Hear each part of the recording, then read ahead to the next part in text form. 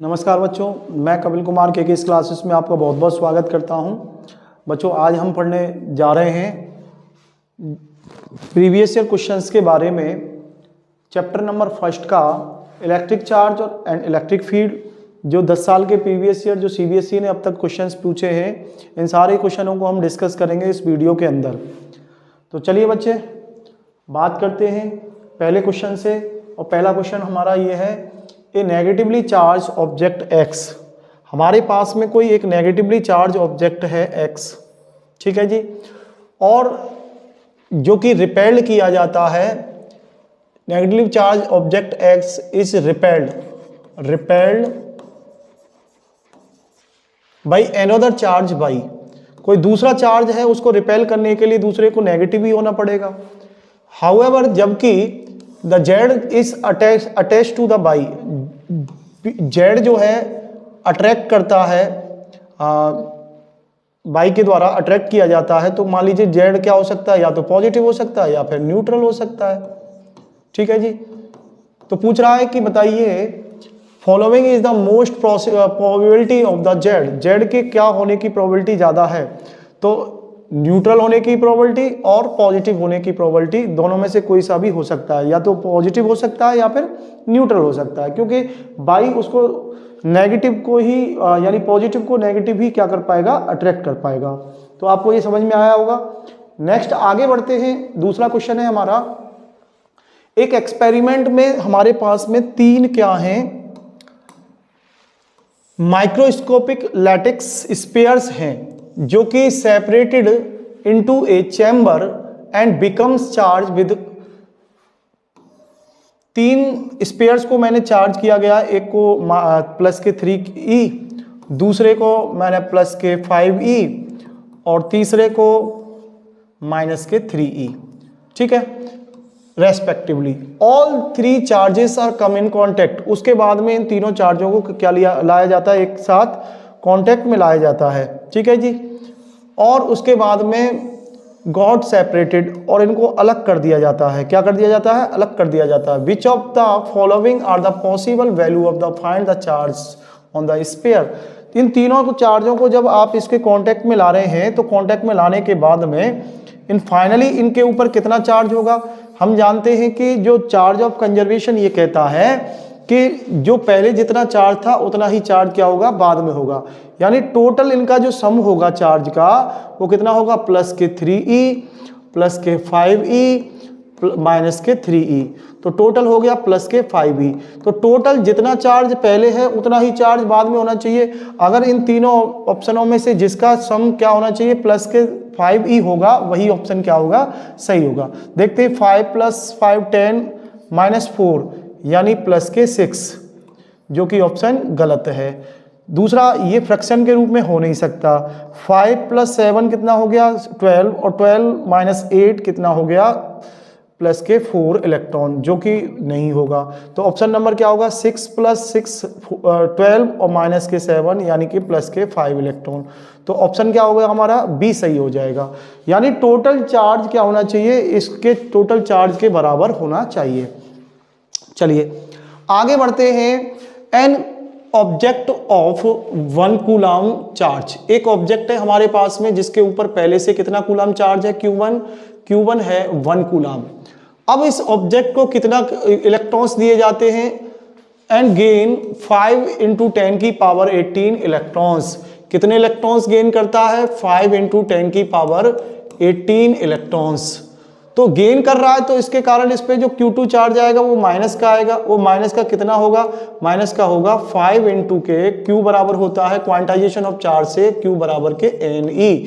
अगर इलेक्ट्रॉन ले रहा है तो नेगेटिव का चार्ज। तो 5 × के 10⁻18 × 1.6 × 10⁻के -19।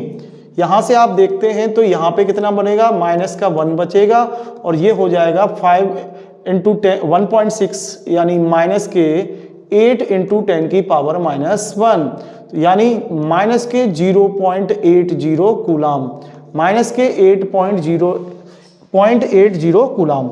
अगर आप इसको कैलकुलेट करते हैं तो टोटल जो नेट चार्ज होगा इसके ऊपर, जो नेट चार्ज की वैल्यू कितनी हो जाएगी, वो नेट चार्ज की वैल्यू हो जाएगी Q1 प्लस के Q2। शुरुआत में कितना चार्ज था, शुरुआत में 1 कूलाम था, अब कितना हो गया माइनस के 0.80 कूलाम। तो कुल मिलाकर के हो जाएगा आपका नेट चार्ज 0.020 कूलाम। तो ऑप्शन होगा इसका डी।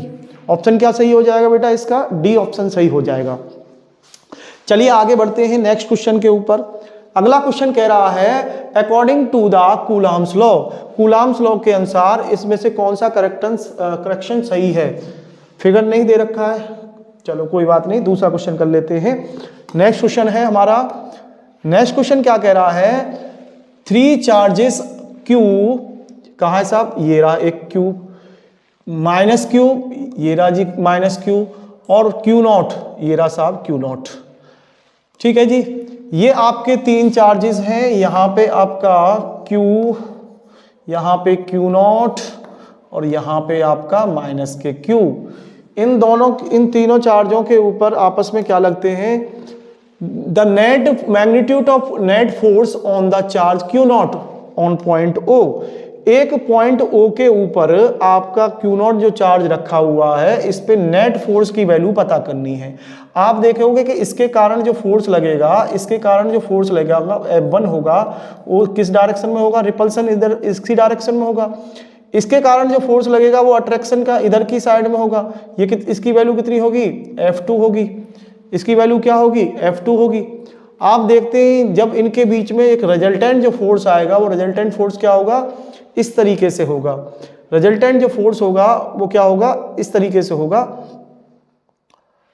इसकी वैल्यू क्या होगी, FR।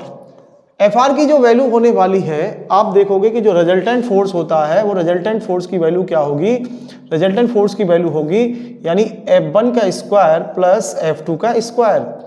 जब दो वेक्टर 90 के एंगल पे होते हैं तो उनका रिजल्टेंट के फोर्स कितना होता है, उनके बीच में रिजल्टेंट वेक्टर क्या होता है, F1 का स्क्वायर प्लस F2 का स्क्वायर।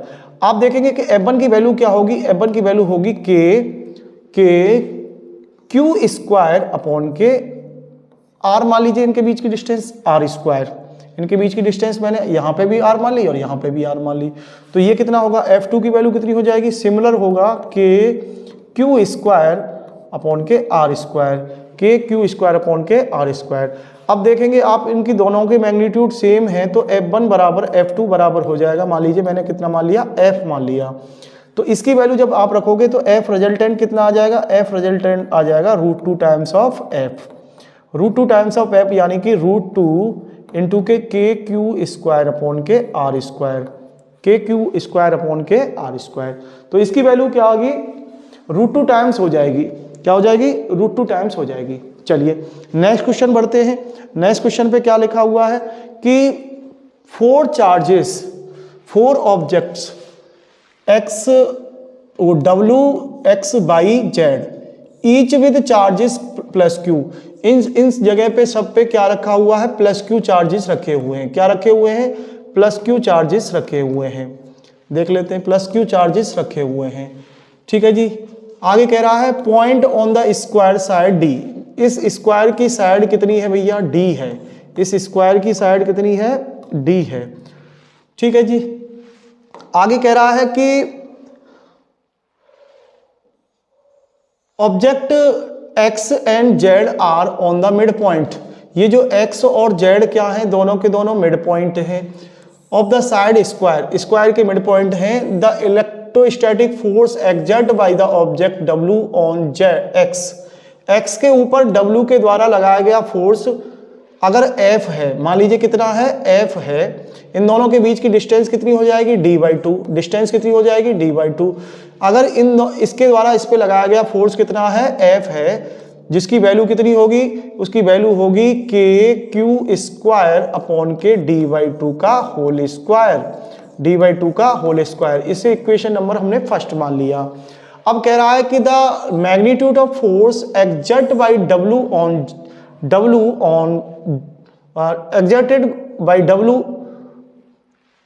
Z जेड पे डब्ल्यू के द्वारा लगाया गया फोर्स कितना होगा, जेड पे लगाया गया फोर्स डब्ल्यू के द्वारा कितना होगा। मान लेते हैं वो एफ डैश होगा साहब, कितना होता है एफ डैश।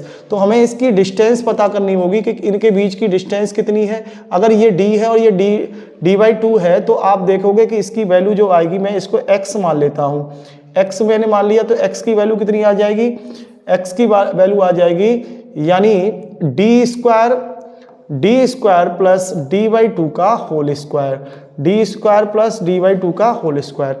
आप इसको कैलकुलेट करोगे तो ये आ जाएगा 4d² प्लस के d²/4 ठीक है, यानी आपका 5d² अपॉन के 4 का अंडर रूट, इसकी वैल्यू आ जाएगी इतनी। आप देखोगे कि जब एफ डैश जो होगा, एफ डैश की वैल्यू कितनी हो जाएगी, k² अपॉन के x², k² x² की वैल्यू कितनी है, यानी आपका रूट 5 d²/4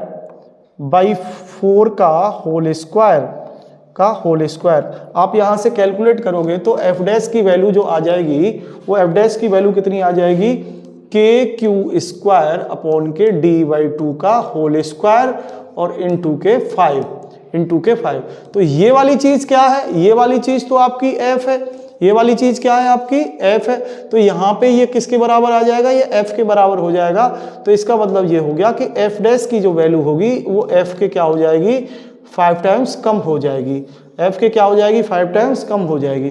तो ऑप्शन क्या हो जाएगा, f/5, ऑप्शन हो जाएगा f/5। चलिए आगे हम बढ़ते हैं। Next, 2 identical conducting ball A and B, दो हमारे पास में दो कंडक्टिंग बॉल हैं A और B। ये मान लीजिए ये बॉल है A और ये बॉल है आपके पास में B, ठीक, जिनके ऊपर एक पे -q चार्ज है और एक पे क्या है, +3q चार्ज है। ब्रॉट इन कॉन्टैक्ट, एक दूसरे के कॉन्टैक्ट में लाई जाती हैं with each other, then separated by the distance d। Contact में लेकर के आए और कॉन्टैक्ट में लाने के बाद में इनको d डिस्टेंस पे क्या कर दिया गया, सेपरेट कर दिया गया। d डिस्टेंस पे क्या कर देते हैं, सेपरेट कर देते हैं। तो find the nature of the coulomb force between them, तो इनके बीच में कौन सा कूलम्ब फोर्स लगेगा, अट्रैक्शन का लगेगा या रिपल्सन का लगेगा। पहले तो हमें इसके बीच में इनका टोटल चार्ज पता करना है कि भाई इसके ऊपर चार्ज कितना है और इसके ऊपर चार्ज कितना है। जब इनको कांटेक्ट में लाते हैं तो इनके ऊपर जो एवरेज चार्ज हो जाता है, दोनों के सम का क्या हो जाता है, एवरेज हो जाता है। यानी आप करोगे इनको कैलकुलेट तो इस पे भी क्यू आ जाएगा प्लस का, इस वाली बॉडी पे भी +q चार्ज आ जाएगा और इस वाली पे भी +q चार्ज आ जाएगा। और जब दोनों के ऊपर सेम नेचर का चार्ज है तो एक दूसरे को क्या करेंगे, अट्रैक्ट करने का काम करेंगे। यानी कि इन दोनों के बीच में कौन सा फोर्स लगेगा, अट्रैक्शन का फोर्स लगेगा। क्लियर है भाई। आगे बढ़ते हैं नेक्स्ट क्वेश्चन के ऊपर। नेक्स्ट क्वेश्चन क्या कह रहा है, 2 इक्वल बॉल्स, दो समान बॉल्स हैं, एक जैसी बॉल है, हैविंग इक्वल पॉजिटिव चार्ज, जिनके पास में क्या है, इक्वल पॉजिटिव चार्ज है। एक पे Q है और दूसरे के भी क्या है, Q है। ठीक है जी। दोनों के दोनों एक इंसुलेटिंग स्ट्रिंग से लटकी हुई हैं। किससे लटकी हुई हैं, एक रस्सी से लटकी हुई हैं जिसकी लेंथ कितनी है, L है। कह रहा है कि जिसकी लेंथ क्या है, इक्वल लेंथ से लटकी हुई है। What would be the effect on the force when plastic sheet inserted between them. अगर शुरुआत में इनके बीच में जब कुछ नहीं था, वैक्यूम था या फिर एयर था, उसके बीच में जो फोर्स था वो F0 था। अगर आप इसके बीच में कोई प्लास्टिक एक्सर्टेड कर देते हैं या फिर कोई डाइलेक्ट्रिक एक्सर्टेड कर देते हैं तो उसका जो शुरुआत का जो फोर्स था उसके डाइलेक्ट्रिक टाइम्स क्या हो जाएगा, कम हो जाएगा। ये आप जानते हैं। तो F डैश क्या हो जाएगा, F ऑफ मीडियम बराबर हो जाएगा F0 अपॉन के K। F ऑफ मीडियम बराबर हो जाएगा F0 अपॉन के K। चलिए आगे बढ़ते हैं नेक्स्ट क्वेश्चन के ऊपर। 2 identical point charges Q and are kept 2 metre apart. एक दूसरे से कितने डिस्टेंस पे रखे हुए हैं, दो चार्जेस, यानी 2 मीटर की डिस्टेंस पे रखे हुए हैं, 2 मीटर की डिस्टेंस पे रखे हुए हैं। ठीक है जी। ए थर्ड चार्ज Q, एक तीसरा चार्ज Q है जिसका अननोन मैग्नीट्यूड है और साइन भी क्या है नहीं पता है। Are line joining the charge, जो चार्ज को जॉइनिंग करती है उस पे रखा जाता है, इस प्रकार से रखा जाता है the system remains in equilibrium, पूरा का पूरा सिस्टम किस में होना चाहिए, इक्विलिब्रियम की कंडीशन में होने चाहिए। Find the position and nature of charge, तो बताइए पोजीशन क्या होगी उसकी चार्ज की, जो आप क्यू चार्ज रख रहे हैं, और उसका नेचर क्या होगा। मान लीजिए मैं इस चार्ज को यहाँ पे रखता हूँ, क्यू चार्ज को यहाँ पे जैसे ही रखूंगा मैं, तो इस पे इधर की साइड में इस वाले चार्ज के कारण इस पे इधर की साइड में फोर्स लगेगा, मान लीजिए F1, इस वाले चार्ज के कारण भी किधर लगेगा F2, तो इधर जो रिजल्टेंट जो फोर्स आएगा वो रिजल्टेंट फोर्स जीरो नहीं आएगा, तो पूरा जीरो नहीं आएगा, तो इसका मतलब है ये पूरा का पूरा सिस्टम इक्विलिब्रियम में नहीं होगा। और हमें क्या करना है, सिस्टम को इक्विलिब्रियम में करना है, तो इसके लिए हमें क्या करना पड़ेगा, चार्ज को कहीं इसके बीच में रख के देखते हैं। इसके जब बीच में रखते हैं क्यू चार्ज को, मान लीजिए मैंने इससे x डिस्टेंस पे इस चार्ज को रखा है, और यहाँ से लेके यहाँ तक की जो डिस्टेंस बचेगी 2 माइनस के x बचेगी, कितनी बचेगी 2 माइनस के x। चलिए इन दोनों, अगर ये पूरा का पूरा सिस्टम इक्विलिब्रियम में है, किस में है भैया, इक्विलिब्रियम की कंडीशन में है, तो उस केस में इन दोनों के बीच में लगने वाला जो फोर्स होगा KQ अपॉन के x स्क्वायर, और इन दोनों के बीच में लगने वाले फोर्स के क्या होगा, Q small q divided by 2 minus के x स्क्वायर के क्या होगा, बराबर होगा। अगर ये दोनों आपस में बराबर होंगे तो यहां से आप देखते हैं इसकी वैल्यू आपस में कट जाएगी, और कटने के बाद में आप देखेंगे यहां पे क्या आ जाएगा, 1 अपॉन के x स्क्वायर बराबर आ जाएगा, यानी 1 अपॉन के 2 माइनस के x का होल स्क्वायर। स्क्वायर से दोनों साइड स्क्वायर कैंसिल हो जाएगा, 1 अपॉन एक्स बराबर आ जाएगा 1 अपॉन के 2 माइनस के x, और x की वैल्यू आ जाएगी कितनी, 1 मीटर। यानी किसी चार्ज से आप 1 मीटर की डिस्टेंस पे इस क्यू चार्ज को रखते हैं, 1 मीटर की डिस्टेंस पे इस क्यू चार्ज को रखते हैं, तो यहाँ पे आपका सिस्टम पूरा क्या हो जाएगा, इक्विलिब्रियम की कंडीशन में हो जाएगा। ठीक है जी, आगे बढ़ते हैं नेक्स्ट क्वेश्चन के ऊपर। कह रहा है असर्शन और रीजन कह रहा है, a negative charge in electric field move along the direction of electric field. एक नेगेटिव चार्ज इलेक्ट्रिक फील्ड की डायरेक्शन में मूव करता है, इलेक्ट्रिक फील्ड की डायरेक्शन में मूव करता है।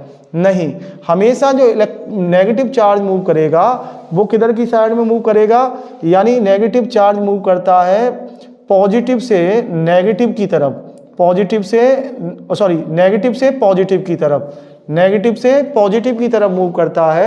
और इलेक्ट्रिक फील्ड लाइंस क्या होती हैं, इलेक्ट्रिक फील्ड लाइंस पॉजिटिव से नेगेटिव की तरफ होती हैं, किधर होती हैं, पॉजिटिव से नेगेटिव की तरफ होती हैं।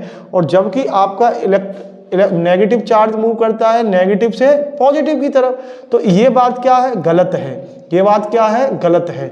दूसरा क्या कह रहा है, रीजन क्या कह रहा है, on the negative charge a force act in the direction of electric field. Electric field की डायरेक्शन में उस पर फोर्स लगेगा, नहीं साहब, इलेक्ट्रिक फील्ड के अपोजिट डायरेक्शन में फोर्स लगेगा उस पर, तो ये भी क्या हो जाएगा, गलत हो जाएगा।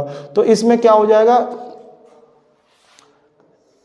इन दोनों केस भी यानी कि असर्शन भी फॉल्स है और रीजन भी क्या है, फॉल्स है।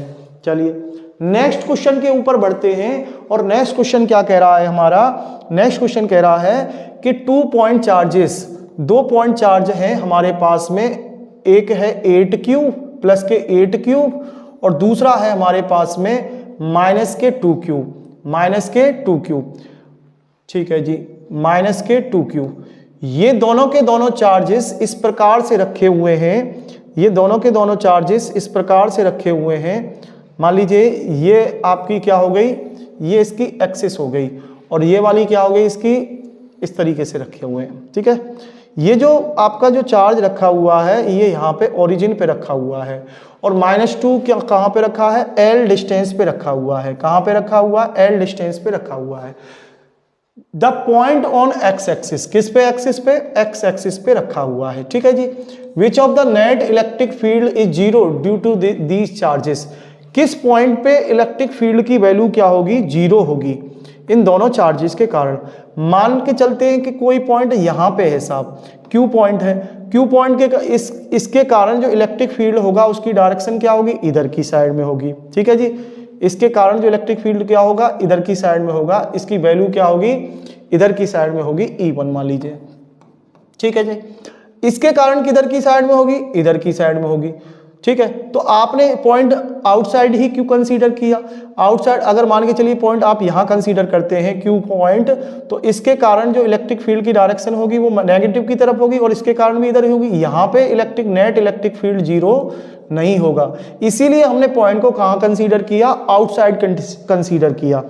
इसीलिए पॉइंट को हमने कहां कंसीडर किया, आउटसाइड कंसीडर किया। और वो जो पॉइंट है वो पॉइंट कहां से, यहां से कितनी डिस्टेंस पे है, मान लेते हैं इस वाले पॉइंट से कितनी डिस्टेंस पे है, r डिस्टेंस पे कंसीडर कर लिया हमने। कितनी डिस्टेंस पे कंसीडर कर लिया इस पॉइंट को, r डिस्टेंस पे कंसीडर कर लिया। यहां से कितनी डिस्टेंस है, r डिस्टेंस है, ठीक है जी। चलिए, तो यहां से इसके कारण जो फोर्स होगा और इसके कारण जो फोर्स होगा दोनों क्या होने चाहिए, बराबर होने चाहिए, तभी सिस्टम हमारा किस में होगा, नेट इलेक्ट्रिक फील्ड, यानी कि इसके कारण जो फील्ड होगा और इसके कारण जो फील्ड होगा दोनों का सम क्या होना चाहिए, जीरो होना चाहिए। यानी E1 प्लस E2 की वैल्यू क्या होनी चाहिए, जीरो होनी चाहिए। E1 vector plus E2 vector क्या होनी चाहिए, जीरो होना चाहिए। इसके कारण E1 की वैल्यू क्या होगी, E1 की वैल्यू होने वाली है भैया इस, यानी 8Q अपॉन के R स्क्वायर, 8Q अपॉन के R स्क्वायर। E2 की वैल्यू क्या होगी, E2 की वैल्यू होगी के माइनस के 2Q अपॉन के R माइनस एल का whole square, R minus L का होल स्क्वायर, ठीक है जी, R माइनस एल का होल स्क्वायर। ये वाली जो डिस्टेंस होगी R माइनस एल, ठीक है, R minus L, capital L, ठीक। चलिए, अब इसको आप कैलकुलेट करते हैं, इन दोनों को वैल्यू पर रखेंगे तो आप देखेंगे कि यहां से ये जो वैल्यू होगी वो क्या हो जाएगी, यानी के 8Q अपॉन के R स्क्वायर बराबर के 2Q अपॉन के R माइनस एल का होल स्क्वायर। आप इसको काटेंगे तो इससे कितनी बार कटेगा, 4 बार कटेगा, तो 4 अपॉन R स्क्वायर बराबर हो जाएगा, ये चीज अलग है, और ये 1 अपॉन के R माइनस एल का होल स्क्वायर। दोनों साइड अंडर रूट लेते हैं, 2 अपॉन के R हो जाएगा और यहां से 1 अपॉन के R माइनस एल हो जाएगा। इसका मल्टीपल करेंगे तो 2R माइनस 2L बराबर के R, तो इसकी वैल्यू इधर पहुंचाएंगे तो R बराबर हो जाएगा 2L, ठीक है जी, R बराबर हो जाएगा 2L। तो इसकी वैल्यू कितनी आ जाएगी, R बराबर कितना आ जाएगा, 2L आ जाएगा, ठीक है जी। तो यानी आपका ओरिजिन से कितनी डिस्टेंस पे, ओरिजिन से कितनी डिस्टेंस पे भैया, ओरिजिन से 2L डिस्टेंस पे, ओरिजिन से 2L डिस्टेंस पे इसकी वैल्यू क्या हो जाएगी, नेट इलेक्ट्रिक फील्ड की वैल्यू क्या हो जाएगी, जीरो हो जाएगी, ठीक है। चलिए अगला क्वेश्चन करते हैं। अगला क्वेश्चन आपके सामने है जो आपको दे रखा है, कह रहा है a small object with charge Q, कोई ऑब्जेक्ट है जिसपे कितना कोई चार्ज है इलेक्ट्रिक फील्ड में लटका हुआ है इस प्रकार से, ठीक है जी, जो कि लटका हुआ है straight of length attach with stationary support, ठीक है, एक सपोर्ट के साथ में ऐसे करके इलेक्ट्रिक फील्ड के अंदर वो लटका हुआ है। ये साहब मान लीजिए इलेक्ट्रिक फील्ड है इस तरीके से, ठीक है जी। वो कह रहा है the system is placed in a uniform horizontal electric field, किसमें एक यूनिफॉर्म हॉरिजॉन्टल इलेक्ट्रिक फील्ड में रखा हुआ है। ए कॉम्प्लाइंग फिगर, जैसे कि आपको फिगर में दिखा हुआ है, of the in the presence of field the string make a constant angle theta with the vertices, कितना एंगल बनाती है वर्टिक्स के साथ में, थीटा एंगल बनाती है। The sign and magnitude of charge Q, तो इसके ऊपर जो इस पे जो चार्ज है उसका साइन और मैग्नीट्यूड हमें बताना है। साइन और मैग्नीट्यूड अगर बताना है हमें तो यहाँ से आप देखिए, इसमें यहाँ पे आप जानते हैं इस पे जो मास के कारण नीचे की तरफ जो फोर्स लगेगा वो कितना, वेट कितना होगा, mg होगा। और इसके अंदर आप देखते हैं इसके अंदर जो टेंशन होगी इस रस्सी के अंदर वो क्या होगी, T होगी। आप देखोगे कि ये वाला जो एंगल होगा वो थीटा हो जाएगा, तो ये कितनी हो जाएगी, T cos थीटा, और इधर की साइड में कंपोनेंट कितना आएगा, टी साइन थीटा। और जब ये चार्ज इसमें रखा होता है तो इसके ऊपर क्या इलेक्ट्रिक फील्ड की डायरेक्शन में एक फोर्स लगता है Q इंटू के E, Q इंटू के E। तो आप देखोगे कि टी साइन थीटा बराबर हो जाएगा, टी साइन थीटा बराबर हो जाएगा QE के, और आप देखते हो टी कॉस थीटा बराबर हो जाएगा, टी कॉस थीटा बराबर हो जाएगा mg के। यहाँ से आपको क्या निकालना है, यहाँ पे आप इन दोनों का डिवाइड करते हैं इक्वेशन फर्स्ट इक्वेशन सेकंड से, तो इक्वेशन फर्स्ट और इक्वेशन सेकंड में तो आप देखोगे टेन थीटा बराबर आ जाएगा आपका, यानी QE अपॉन के mg। यहाँ से आपको Q की वैल्यू निकालनी है, तो Q की वैल्यू क्या आ जाएगी, Q की वैल्यू आ जाएगी भैया, Q की वैल्यू आ जाएगी 10 mg अपॉन के E, mg अपॉन के E इंटू के टेन ऑफ थीटा। तो ऑप्शन क्या हो जाएगा इसके अंदर, यानी पॉजिटिव चार्ज, इसको हमने क्या कंसीडर किया है, पॉजिटिव चार्ज, तो यानी positive charge with magnitude mg upon के टेन थीटा। ऑप्शन हो जाएगा इसके अंदर बी। ऑप्शन क्या हो जाएगा, mg अपॉन के E tan theta, mg upon के E टेन थीटा। चलिए अगला क्वेश्चन कह रहा है नेगेटिव चार्ज इलेक्ट्रिक, ये कर लिया हमने, आगे बढ़ते हैं नेक्स्ट क्वेश्चन के ऊपर। ये भी आप क्वेश्चन आपने पहले डिस्कस कर चुके हैं। चलिए कह रहा है नेक्स्ट क्वेश्चन बात करते हैं। ए पार्टिकल ऑफ चार्ज 2 माइक्रोकूलम, एक पार्टिकल है जिसपे कितना चार्ज है, 2 माइक्रोकूलम, ठीक है जी, और उसका मास कितना दे रखा है, मैंने पार्टिकल कंसीडर किया जिसपे चार्ज कितना दे रखा है, यानी 2 माइक्रोकूलम, ठीक है। अगला उस पे ऊपर मास दे रखा है 1.6 ग्राम, और आप इसको केजी में कन्वर्ट करेंगे तो 1.6 इंटू 10 की पावर -3 kg, ठीक है। और इसका जो चार्ज हो जाएगा Q बराबर कितना हो जाएगा, 2 इंटू 10 की पावर -6 कूलम, ठीक। आगे कह रहा है कि is moving with a velocity, वो किस वेलोसिटी से मूव कर रहा है, 4 i cap metre per second. कब, t equal to 0, at t equal to 0 पे शुरुआत में उसकी जो वेलोसिटी है वो मैंने मान ली कितनी है, u है। इनिशियल जो वेलोसिटी वो मैंने मान ली कितनी है, u, t इक्वल टू 0 पे 4 i कैप, ठीक है जी। और कह रहा है कि इलेक्ट्रिक फील्ड की जो वैल्यू किस में मूव कर रहा है, वो इलेक्ट्रिक फील्ड के अंदर जिसकी वैल्यू दे रखी है 80 i कैप प्लस के 60 j कैप प्लस के 60 j cap Newton per coulomb, ये इलेक्ट्रिक फील्ड दे रखा है।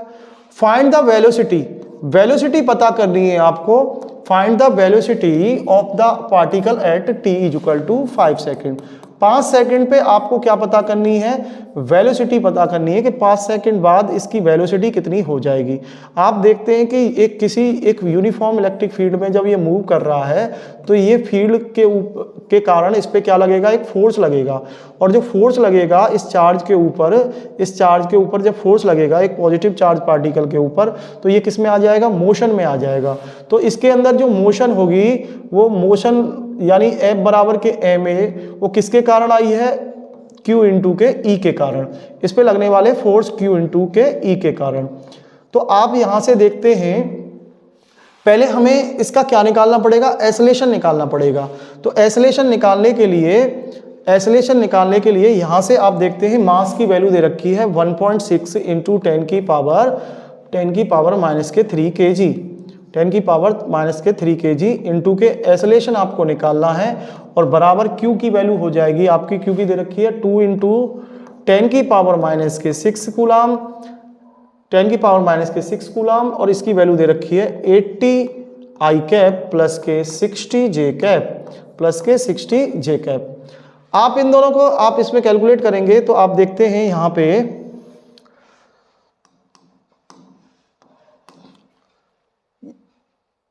ये जो वैल्यू होगी आप इससे कैलकुलेट करेंगे तो ये -3 हो जाएगा, तो ये बचेगा आपका, यानी A बराबर हो जाएगा आपका 2 डिवाइडेड बाई 1.6 इंटू 10 की पावर -3 80 i कैप प्लस के 60 j कैप, ठीक है जी, प्लस के 60 j कैप। आप इसको कैलकुलेट करेंगे तो आप देखेंगे इसके साथ में 160 यानी 100 इंटू 10 की पावर -3, 100 इंटू 10 की पावर -3, इसका मल्टीपल कर देते हैं इसके साथ में। यहां से आप देखेंगे इसका हो जाएगा इसका साथ में मल्टीपल, यानी 160 divided by 1.6 into 10⁻³ I cap, plus ये हो जाएगा 2 डिवाइडेड बाई 1.6 इंटू 60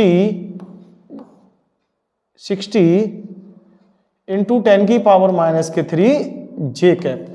ठीक है, इसको आप कैलकुलेट करोगे तो पॉइंट हटाने के बाद में ये कितना आ जाएगा 100 इंटू 10⁻³ आई कैप, प्लस ये हो जाएगा आपका 75 इंटू 10⁻³ जे कैप। ठीक है, तो ये आपकी एसोलेशन की वैल्यू आ गई है। यहां से किसकी वैल्यू आ गई है, एसोलेशन की वैल्यू आ गई है। अब एसोलेशन की वैल्यू आप वेलोसिटी निकालोगे तो वेलोसिटी फॉर्मूला होता है u वेक्टर प्लस के a इंटू के t, a इंटू के t। u की वैल्यू दे रखी है आपको 4i कैप, शुरुआत में ही इनिशियल वेलोसिटी दे रखी है आपको, और इसकी वैल्यू कितनी है यानी 100 इंटू 10⁻³ आई कैप, प्लस 75 इंटू 10⁻³ जे कैप, और t की वैल्यू कितनी है, t की वैल्यू है 5, t की वैल्यू है 5। आप देखोगे तो यहां से कितना आ जाएगा 4i कैप, प्लस ये हो जाएगा 0.1 इंटू 0.1 आई कैप, प्लस 0.75 जे कैप, और इंटू के 5 यहां से आप इसको कैलकुलेट करते हैं तो इसकी वैल्यू कितनी आ जाएगी, v बराबर आ जाएगा आपका यानी 4i कैप प्लस के 0.5 जे कैप प्लस 0.5 जे कैप, और ये हो जाएगा 0.375, और इसकी वैल्यू आप कैलकुलेट करते हैं तो v वेक्टर कितना आ जाएगा, v वेक्टर हो जाएगा 4.5 आई कैप प्लस के 0.375 जे कैप प्लस के 5 जे कैप। ठीक है जी, ये इसका आंसर आ जाएगा। चलिए नेक्स्ट क्वेश्चन कह रहा है 2 point charges plus 1 coulomb plus 4 coulomb are kept 30 centimetre apart, यानी 1 प्लस के 1 माइक्रो कूलाम एक चार्ज है और दूसरा चार्ज कितना है प्लस के 4 माइक्रो कूलाम, दोनों को कितने डिस्टेंस पे रखा गया है, 30 सेंटीमीटर पे रखा गया है। कितने पे रखा गया है, 30 सेंटीमीटर डिस्टेंस पे रखा हुआ है। How far from the plus 1 Q charge A line joining on the line joining two charges will the net electric field is 0।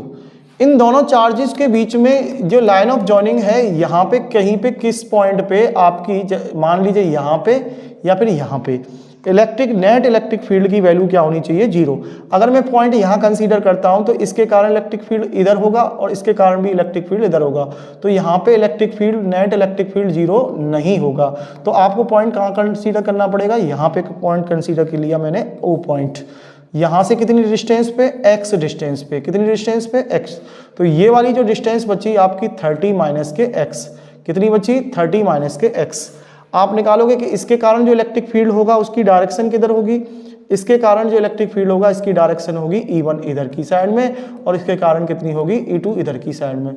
और नेट इलेक्ट्रिक फील्ड क्या होना चाहिए यहाँ पे, नेट इलेक्ट्रिक फील्ड टोटल क्या होगा, 0 होगा। तो E1 प्लस E2 की वैल्यू क्या होनी चाहिए, 0 होनी चाहिए। E1 प्लस E2 की वैल्यू क्या होगी, 0 होगी।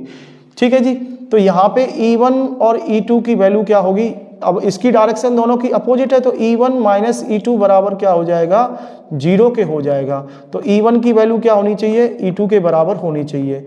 तो इक्विलिब्रियम की कंडीशन में, स्टेबिलिटी की कंडीशन में E1 बराबर होना चाहिए E2 के। तो कुल मिलाकर के E1 की वैल्यू क्या होगी, यानी के क्यू अपॉन के एक्स स्क्वायर बराबर के क्यू 4Q अपॉन के 30 माइनस एक्स का होल स्क्वायर, 30 माइनस एक्स का होल स्क्वायर। तो इससे ये कैंसिल हो जाएगा, तो ये बचेगा 4 by X square, 4y² divided by 30 minus के x का होल स्क्वायर, 30 माइनस एक्स का होल स्क्वायर। दोनों साइड स्क्वायर रूट लेने पर तो ये हो जाएगा 2 डिवाइडेड बाई एक्स बराबर के 1/30 माइनस के x। यहाँ से आप इसका क्रॉस मल्टीपल करेंगे तो ये हो जाएगा 60 माइनस 2x बराबर के x। तो ये इधर जाएगा तो 30x बराबर कितना आ जाएगा 60, और x की वैल्यू कितनी आ जाएगी बेटा 20। x की वैल्यू कितनी आ जाएगी 20 सेंटीमीटर। इसका मतलब यह है कि आपको यहाँ से 20 सेंटीमीटर डिस्टेंस पे, यानी यहाँ से 20 सेंटीमीटर डिस्टेंस पे नेट इलेक्ट्रिक फील्ड की वैल्यू क्या हो जाएगी 0। नेट इलेक्ट्रिक फील्ड की वैल्यू क्या हो जाएगी भैया 0। चलिए अगला क्वेश्चन हमारे सामने दे रखा है। अगला क्वेश्चन क्या कह रहा है, a thin circular ring of radius R uniformly show the linear charge density, uniformly charge है जिसकी लीनियर डेंसिटी कितनी दे रखी है lambda. Derive the expression of electric field at a point P distance x from the along the axis of the ring. कोई मेरे पास में कोई एक रिंग है इस तरीके से, मान लीजिए ये रही, और इसकी जो आपको दे रखी है, उसकी जो रेडियस दे रखी है वो कितनी दे रखी है r, उसकी रेडियस दे रखी है r, और उसकी जो एक्सियल पॉइंट पे जो आपको डिस्टेंस कंसीडर की है वो कितनी कर ली है आपने x डिस्टेंस पे। आपको क्या पता करना है यहाँ पे P पॉइंट पे नेट इलेक्ट्रिक फील्ड पता करना है, ठीक है जी। तो मैं जानता हूं कि ये रिंग क्या है, इस तरीके से रिंग है, और ये पूरा का पूरा इसकी जो लेंथ है होगी, पूरे की पूरी रिंग की जो लेंथ होगी, लेंथ ऑफ रिंग की जो लेंथ होगी वो लेंथ कितनी होगी 2πr, कितनी होगी 2πr। अगर बात करी जाए कि भाई 2πr के ऊपर जो चार्ज की जो वैल्यू होगी वो कितनी है q, 2πr के ऊपर चार्ज की वैल्यू कितनी है q। हमने क्या किया, यहाँ पे कोई एक छोटा सा सेक्शन dl लेंथ का एक क्या कंसीडर किया, एक छोटा सा सेक्शन कंसीडर किया, जिसके कारण इलेक्ट्रिक फील्ड की जो डायरेक्शन होगी वो इस इलेक्ट्रिक फील्ड इधर की साइड में लगेगा, वो मैंने मान लिया E इंटू के dx, ठीक है जी, E इंटू के x। और ये वाली जो डिस्टेंस होने वाली है, ये वाली डिस्टेंस कितनी हो जाएगी, ये हो जाएगी भैया आपकी x² प्लस के r², x² प्लस r² का अंडर रूट, ठीक है।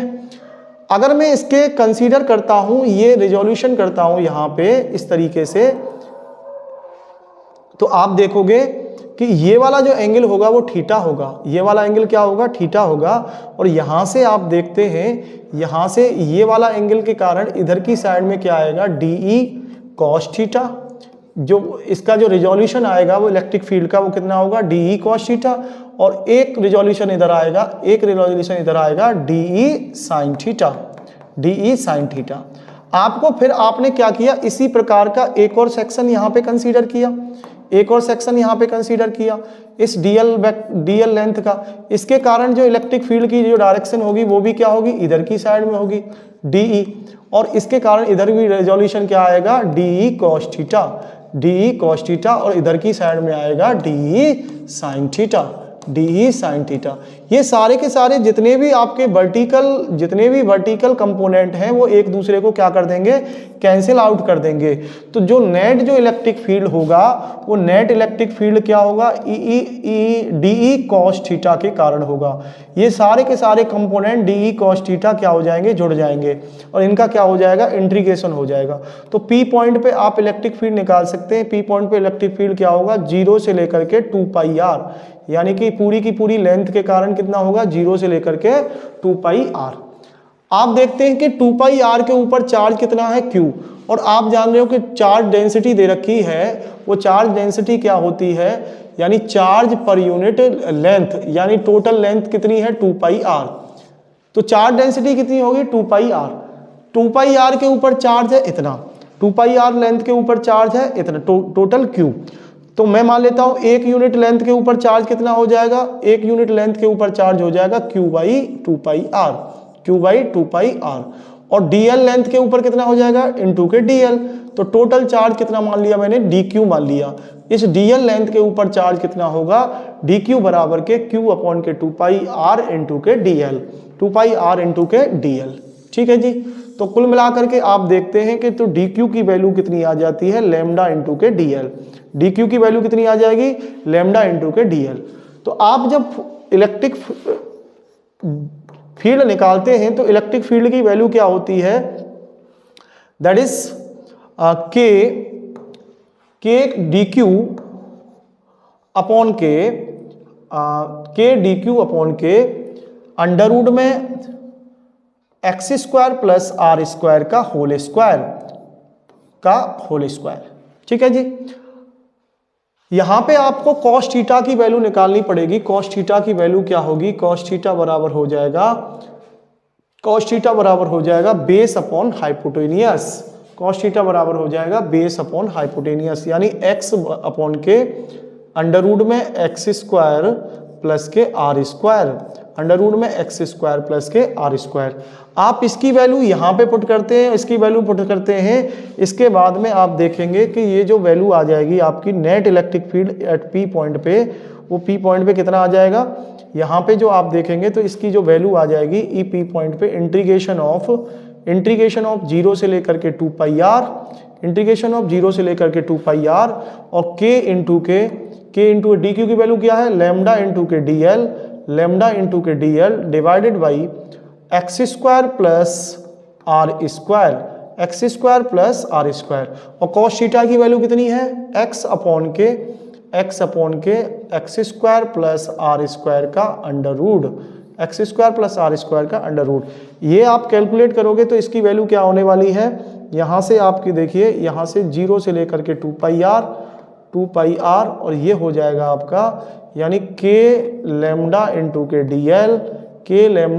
D L X square plus R square की पावर 3/2 इंटू के एक्स। ठीक है जी। अब यहां से आप इसकी वैल्यू आप इसको फाइंड आउट कर सकते हैं इस प्रकार से। अगर वो कह रहा है कि भाई ये बताइए कि जो आपकी वो कह रहा है कि x की जो वैल्यू है ना वो बहुत ज़्यादा है किससे, r से, तो उस केस में आप क्या करोगे, यहाँ पे आपको क्या करना है, इसका इंटीग्रेशन करना पड़ेगा। ठीक है जी, यहाँ पे क्या करना पड़ेगा, इसका इंटीग्रेशन करना पड़ेगा और ये आपकी वैल्यू क्या आ जाएगी, यानी k इंटू के लैम्डा और x अपॉन के अंडर रूट में X square plus R square की पावर 3/2 इंटीग्रेशन 0 से लेकर के 2 pi R into K DL. तो यहां से आप कैलकुलेट करते हैं तो आप इसका इंटीग्रेशन कर लेंगे तो एल आ जाएगा और ये आ जाएगी आपकी वैल्यू के into K lambda into K X divided by X square plus R square की पावर 3/2 और ये आ जाएगा 2 पाई आर, ये आ जाएगा 2 पाई आर। ठीक है जी। आप इसकी वैल्यू को अब ये कंसीडर कर सकते हैं यहाँ पे, या फिर इसी को यहीं पे छोड़ दीजिए आप इसको, और इसको ये कंसीडर कर लेते हैं कि x is very very greater than r, तो EP की जो वैल्यू आ जाएगी वो क्या आ जाएगा, इसको आपको r को क्या कर दिया जाएगा, नेग्लेक्ट मान लिया जाएगा। उस केस में आपकी वैल्यू हो जाएगी k लैम्डा x अपॉन के r की पावर 3, x की पावर 3 और इंटीग्रेशन 0 से लेकर के 2 पाई r इंटू के dl। तो एक x से एक x कैंसिल हो गया तो EP बराबर आ जाएगा आपका k लैम्डा अपॉन के एक्स स्क्वायर और ये हो जाएगा इंटीग्रेशन 0 से लेकर 2 पाई r इंटू के dl। ठीक है जी। तो ये है इलेक्ट्रिक फील्ड की नेट इलेक्ट्रिक फील्ड किसी भी रिंग के कारण। ठीक है, चलिए आगे बढ़ते हैं। ये एक केस बेस्ड स्टडी क्वेश्चन है। केस बेस्ड स्टडी क्वेश्चन क्या कह रहा है, Faraday case sealed and enclose are made of conducting material, the field within the conductor cancel out with the any external field, so the electric field within the enclose is 0. These Faraday case act a big hollow conductor. You can put things in, shield them from electric field. Any electric shock of cage receive pass harmful around the outside the cage. यानी कुल मिलाकर के ये है concept कि किसी भी conductor के अंदर इलेक्ट्रिक फील्ड की वैल्यू क्या होती है, जीरो होती है। यहाँ पे फैराडे केस की बात की गई है। Which of the following material can be used make a Faraday case. केवल और केवल आपको वो मटेरियल लेना है जो क्या होना चाहिए, कंडक्टर होना चाहिए। तो यहाँ पे जो कंडक्टर मटेरियल होगा वो क्या होगा, कॉपर होगा। ठीक है जी। तो कॉपर के कारण जो इनसाइड जो इलेक्ट्रिक फील्ड होगा वो क्या होगा, जीरो होगा। Example of real world Faraday case.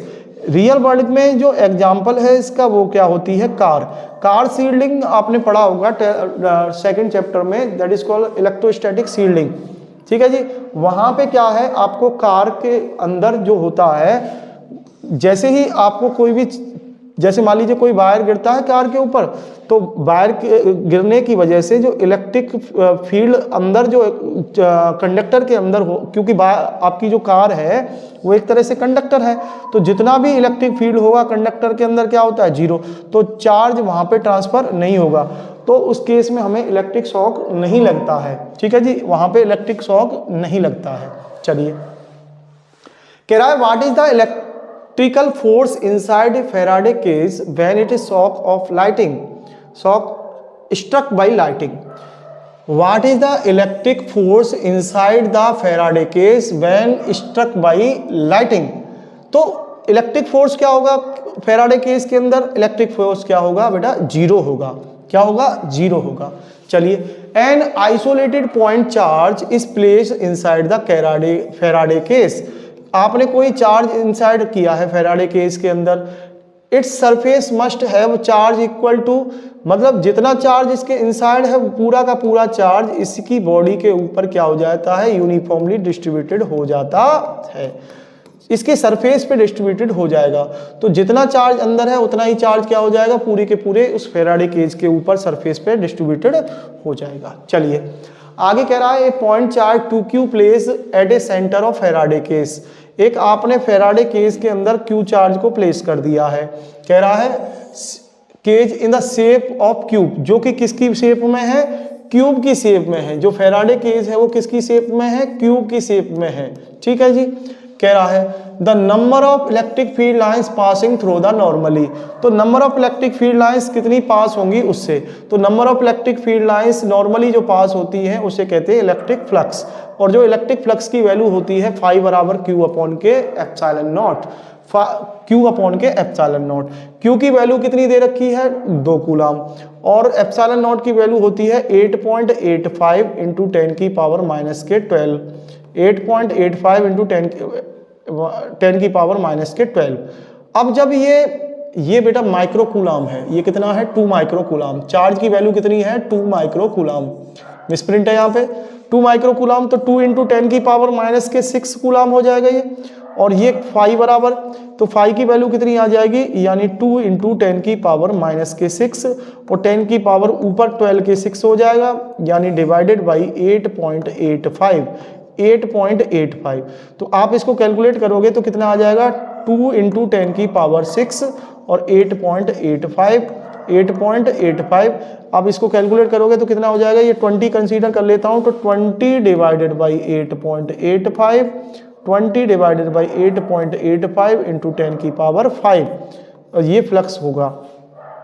ठीक है, तो इसको आप कैलकुलेट करोगे, जो फ्लक्स होगा वो फ्लक्स क्या होगा, आउटसाइड द, यानी कि लीविंग द सरफेस, यानी 2 इंटू 10 की पावर 5, लगभग कितना, 2 इंटू 10 की पावर 5 न्यूटन पर मीटर, यानी newton upon coulomb per metre, newton coulomb metre square, newton per coulomb metre square. तो फ्लक्स की वैल्यू कितनी होने वाली है, Newton per coulomb metre square, जो कि सरफेस से लीव करते हुए होगी, जो कि सरफेस से क्या करते हुए होगी, लीव करते हुए होगी। अगला क्वेश्चन कह रहा है draw the pattern of electric field lines when the point charge is minus Q. आपके पास में माइनस क्यू चार्ज है और उसके कारण किसी अनचार्ज बॉडी के पास में रखा हुआ है, एक कंडक्टर बॉडी के पास में रखा हो, कंडक्टर प्लेट के में माइनस क्यू चार्ज। ठीक है जी। अब इससे जो इलेक्ट्रिक फील्ड का पैटर्न होगा वो किस तरीके से होगा, इलेक्ट्रिक फील्ड लाइंस, यानी माइनस क्यू चार्ज है तो इसके कारण क्या होने वाला है, ये देख लीजिए,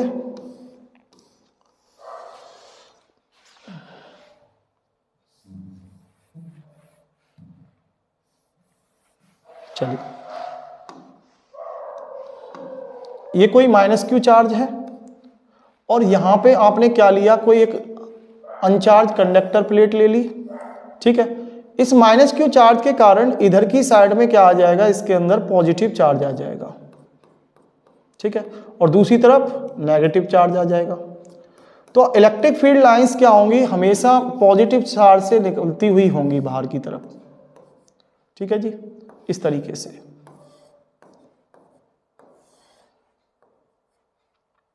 इसमें एंटर करती हुई, ठीक है जी। इस प्रकार से आपका ये पैटर्न बनेगा। इसी प्रकार आप क्या करें, draw the pattern of electric field lines when A point charge plus Q. अगर आप प्लस क्यू लेते हैं तो इधर की साइड में, और आपने एक कंडक्टर प्लेट इस तरीके से ले ली है, ठीक है जी, ये आपका क्या हो जाएगा, माइनस माइनस माइनस, इधर की साइड में क्या आ जाएगा माइनस, और इधर की साइड में क्या हो जाएगा प्लस प्लस प्लस। इसके कारण जो इलेक्ट्रिक फील्ड का जो पैटर्न बनेगा वो क्या होगा, इसके इनसाइड होगा, इस तरीके से।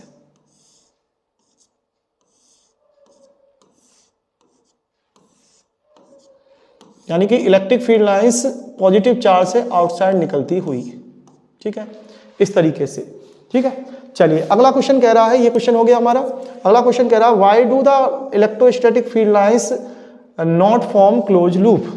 इधर समझेंगे, इलेक्ट्रिक फील्ड लाइंस क्यों क्लोज लूप नहीं बनाती हैं। आपको पता है कि electric field lines positive charge से निकलती हैं और नेगेटिव चार्ज की तरफ जाती हैं, क्योंकि ये जो इलेक्ट्रिक फोर्स जो होता है, इलेक्ट्रिक फोर्स क्या है, एक कंजर्वेटिव फोर्स है। कैसा फोर्स है, कंजर्वेटिव फोर्स, कंजर्वेटिव फोर्स है। यानी इलेक्ट्रिक फील्ड लाइंस पॉजिटिव से निकलती हैं, नेगेटिव से नहीं, नेगेटिव की तरफ जाती हैं, लेकिन नेगेटिव से पॉजिटिव की तरफ नहीं जाती हैं। इसीलिए जो कंजर्वेटिव फोर्स होने की वजह से जो नेट जो वर्क होगा वो क्या होने वाला है, जीरो। नेट वर्क क्या होगा, जीरो। यानी अगर आपकी पॉजिटिव से नेगेटिव जाएंगी और नेगेटिव से पॉजिटिव आएंगी तो वर्क डन क्या हो जाएगा, जीरो हो जाएगा। वर्क डन क्या हो जाएगा, जीरो हो जाएगा। जबकि ये कैसा फोर्स है, एक तरह से कंजर्वेटिव फोर्स होने की वजह से इलेक्ट्रिक फील्ड लाइंस पॉजिटिव से नेगेटिव जाती है, ना कि नेगेटिव से पॉजिटिव नहीं जाती है। इसीलिए ये क्या नहीं बनाती है, क्लोज लूप नहीं बनाती है।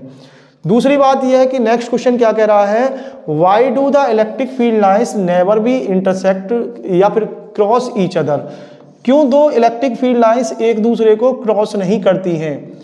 अगर वो एक दूसरे को क्रॉस करेंगी, अगर वो किसी पॉइंट पे, मान लीजिए इस पॉइंट पे क्रॉस कर रही है, ठीक है जी, अगर इस पॉइंट पे क्रॉस करेंगी तो एक ही पॉइंट पे इलेक्ट्रिक फील्ड की क्या हो जाएंगी, दो डायरेक्शन हो जाएंगी। क्या हो जाएंगी, दो डायरेक्शन हो जाएंगी।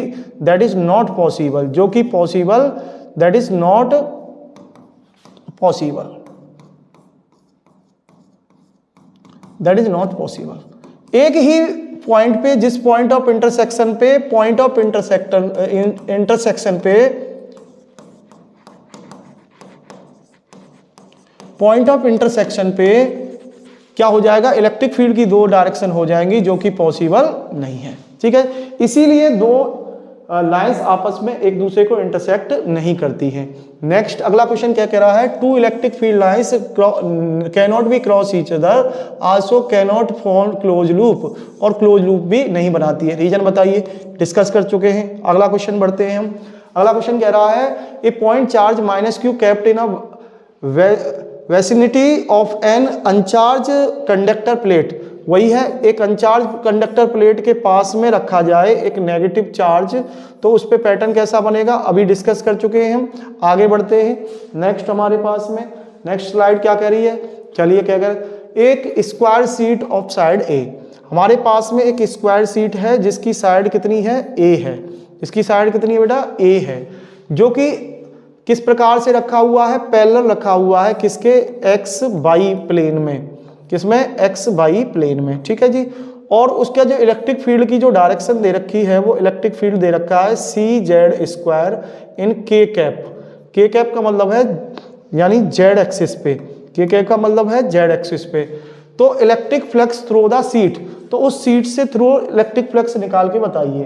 तो देखिए, आप जानते हैं कि इसमें जैसे मान लीजिए ये जो प्लेट है आपकी इस प्रकार से रखी हुई है, ये प्लेट क्या है, ये जो आपकी जो स्क्वायर शीट है वो इस प्रकार से रखी हुई है कि उसका जो एरिया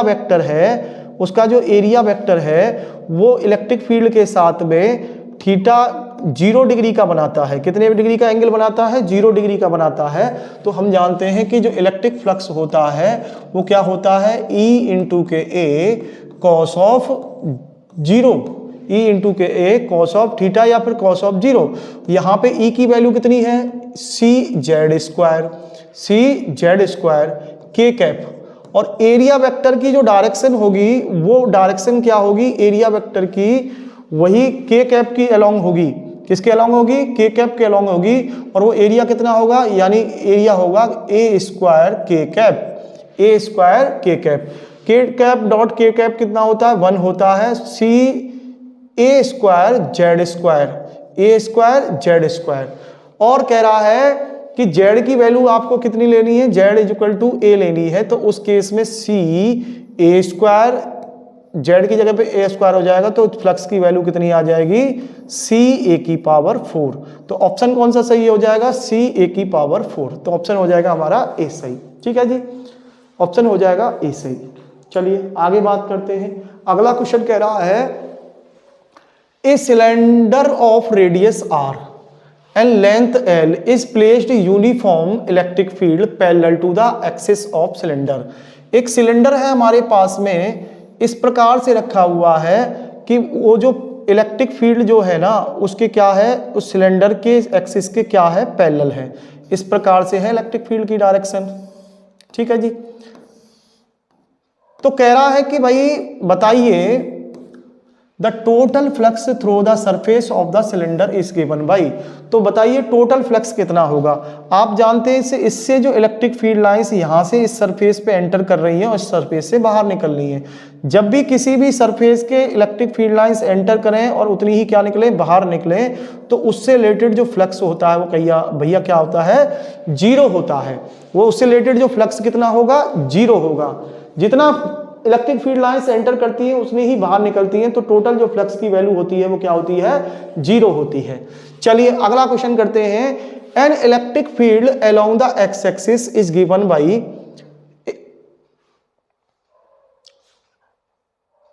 एक्स एक्सिस के अलोंग जो फील्ड दे रखा है वो कितना दे रखा है, 100 आई कैप न्यूटन पर कूलाम। ठीक है जी, न्यूटन पर कूलाम। जब एक्स की वैल्यू क्या है, एक्स की वैल्यू पॉजिटिव है। एक्स की वैल्यू क्या है, इस तरीके से मान लीजिए एक्स की वैल्यू क्या है, पॉजिटिव है। ठीक है जी। और कह रहा है कि जब एक्स की वैल्यू नेगेटिव है तो इस केस में यहाँ पे जो ई की वैल्यू होगी वो कितनी होगी, ई बराबर के माइनस के 100 आई कैप न्यूटन पर कूलाम। कितनी होगी, Newton per coulomb. A right circular cylinder of length 20 centimetre. एक सिलेंडर है हमारे पास में, इस प्रकार से रखा हुआ है, जिसकी लेंथ कितनी दे रखी है, 20 सेंटीमीटर। कितनी दे रखी भैया, 20 सेंटीमीटर। चलिए आगे बढ़ते हैं। 20 सेंटीमीटर और रेडियस 5 सेंटीमीटर, जिसकी रेडियस कितनी दे रखी है, आर बराबर दे रखी है 5 सेंटीमीटर।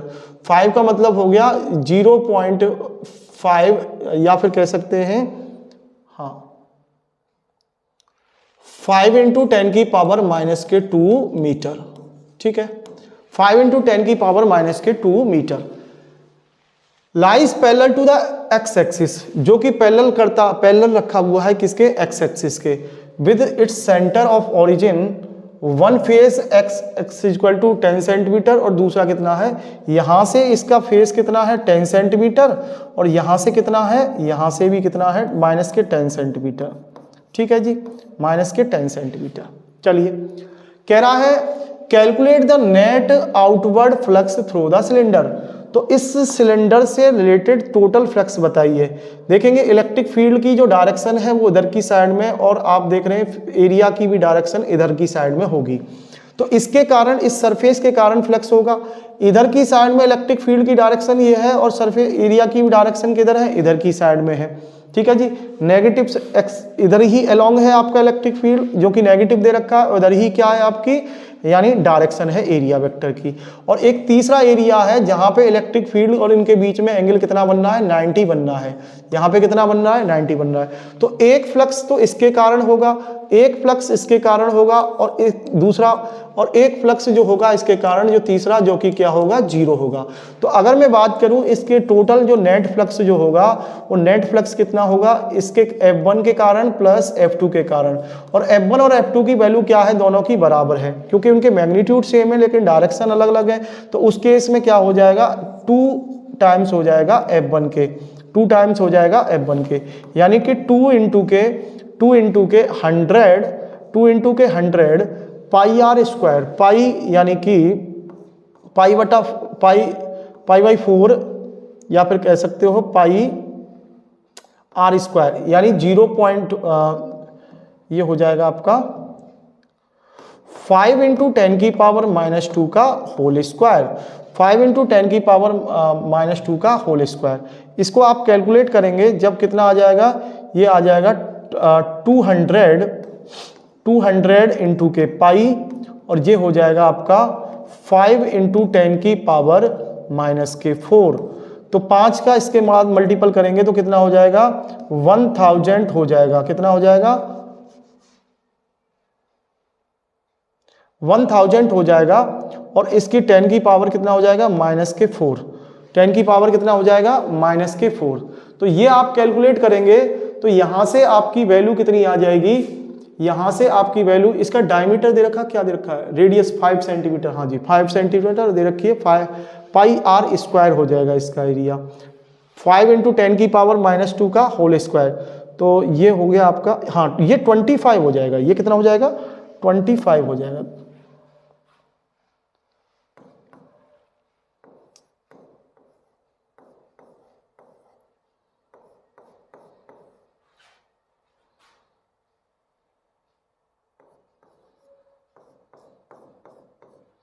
ठीक है, तो ये आ जाएगा आपका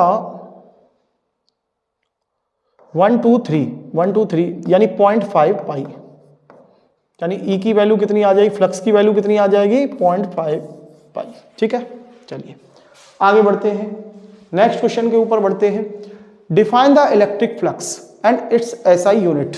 ठीक है, इलेक्ट्रिक फ्लक्स क्या है, number of electric field lines pass through, number of electric field lines pass through per unit area which is situated in perpendicular in a electric field। किसी भी इलेक्ट्रिक फील्ड के में अगर कोई भी एरिया रखा हुआ है तो उससे पास होने वाली इलेक्ट्रिक फील्ड लाइंस कितनी होंगी, वही क्या कहलाता है, उसका इलेक्ट्रिक फ्लक्स कहलाता है। यानी E इंटू के ds वेक्टर क्या होता है, E इंटू के ds वेक्टर होता है। Total electric field lines pass जो होती है फ्लक्स बराबर होता है E इंटू के A कॉस ऑफ थीटा।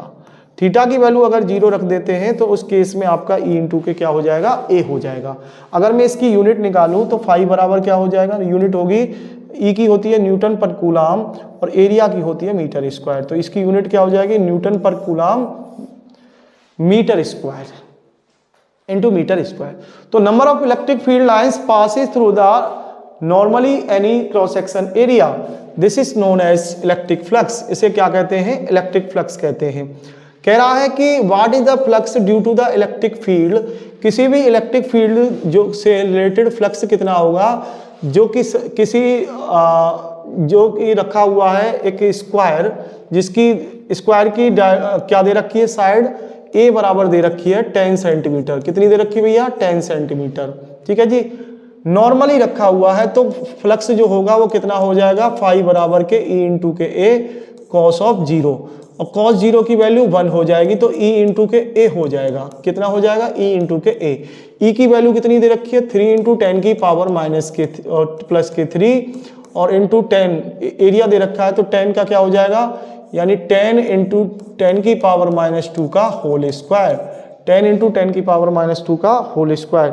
यहाँ से आप निकालोगे तो इसकी वैल्यू कितनी आ जाएगी 100 इंटू 10 की पावर -4, 100 इंटू 10 की पावर -4 और ये हो जाएगा आपका 3 इंटू 10 की पावर प्लस के 3। तो ये कितना बचेगा, -1 बचेगा, एक जीरो गया, तो ये कितना आ जाएगा 30, कितना आ जाएगा 30 न्यूटन कूलाम पर metre square, 30 Newton per coulomb metre square. इसकी वैल्यू कितनी आ जाएगी 30 Newton per coulomb metre square. चलिए आगे बात करते हैं। कह रहा है ए यूनिफॉर्म इलेक्ट्रिक फील्ड जिसकी वैल्यू दे रखी है E बराबर दे रखा है भैया आपको 5 × 10⁻³ I cap Newton per coulomb. कितना दे रखा है, Newton per coulomb. Find the flux this field through the square of 10 centimetre. ये अभी किया है हमने थोड़ी देर पहले, ठीक है जी, ठीक है। अब यहां से देखते हैं इस क्वेश्चन को आगे। अगर वो कह रहा है कि भाई अगर आपको सीट जो है वो स्क्वायर सीट है, वो एक्स एक्सिस के साथ में कितना एंगल बना रही है, ये मान लीजिए आपकी वाई एक्सिस है और ये क्या है आपकी जेड एक्सिस, ठीक है। वो कह रहा है कि स्क्वायर सीट इस प्रकार से रखी गई है। What would be the flux through the same square if the plane make 30 degree angle with the X axis. मान लीजिए ये प्लेन उसके साथ में कितने डिग्री का एंगल बना रहा है, 30 डिग्री का एंगल बना रहा है, मान लीजिए ये वाला प्लेन। तो उसके जो एरिया वेक्टर होगा वो इस प्रकार से होगा। तो एक्स एक्सिस के साथ कितना एंगल बनाएगा, वो थीटा हो जाएगा, यानी कि 60 डिग्री। थीटा की वैल्यू कितनी हो जाएगी, 60 डिग्री हो जाएगी। तो आप देखोगे जो फ्लक्स की जो वैल्यू आएगी वो कितनी आएगी, वो E × KA cos of 60 degree. cos of 60 degree, cos 60 की वैल्यू होती है कितनी, cos 60 की वैल्यू होती है यानी कि 1/2, यानी E × K। E की वैल्यू कितनी आई है, E की वैल्यू होती है भैया दे रखी है आपको 5 × 10⁻³ जो कि पहले वाले क्वेश्चन में आई थी आपकी 10 × 10⁻² का होल स्क्वायर, जो आई थी आपकी 50 Newton per coulomb metre square. तो इस केस में क्या हो जाएगी, 1/2 टाइम्स हो जाएगी, यानी कि फाई की वैल्यू हो जाएगी 25 Newton per coulomb metre square, 1/2 times हो जाएगी, ठीक है जी, 1/2 टाइम्स हो जाएगी। चलिए अगला क्वेश्चन कह रहा है an electric dipole consisting of charge +q और -q। मान लीजिए कोई एक डाइपोल है -q और दूसरा क्या है +q चार्ज, और इनके बीच की जो ये डाइपोल लेंथ दे रखी है कितनी, l। डाइपोल की लेंथ कितनी दे रखी है भैया, l दे रखी है। और वो किस कंडीशन में रखा हुआ है, इलेक्ट्रिक फील्ड के अंदर स्टेबल इक्विलिब्रियम की कंडीशन में रखा हुआ है। आप जानते हैं कि डाइपोल के लिए 3 कंडीशन, टॉर्क जो लगता है किसी भी डाइपोल को इलेक्ट्रिक फील्ड में रखते हैं तो उसकी 3 कंडीशन होती हैं। पहली कंडीशन ये होती है कि -q चार्ज और ये क्या है +q चार्ज। तो उस केस में मान लीजिए टॉर्क जो लगता है, टॉर्क होता है PE sin theta, PE sin theta. Theta की वैल्यू अगर 0 है, थीटा की वैल्यू क्या है, 0 है, यानी कि आपका डाइपोल किसके इलेक्ट्रिक मूवमेंट की जो डायरेक्शन है वो इलेक्ट्रिक फील्ड की डायरेक्शन के क्या है, पैरेलल है। डाइपोल आपका कैसे रखा हुआ है, उसके पैरेलल रखा हुआ है। पैरेलल रखे होने के कंडीशन में उस केस में आपका टॉर्क क्या हो जाएगा, उस पर टॉर्क लगेगा 0। टॉर्क क्या लगेगा बेटा, 0। इस कंडीशन को कहते हैं स्टेबल इक्विलिब्रियम। क्या बोलते हैं इसे, stable, that is called stable equilibrium. इस कंडीशन को कहते हैं स्टेबल इक्विलिब्रियम।